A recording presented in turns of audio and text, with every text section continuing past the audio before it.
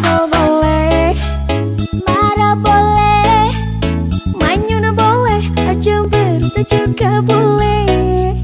Tapi kamu jangan malu kalau kamu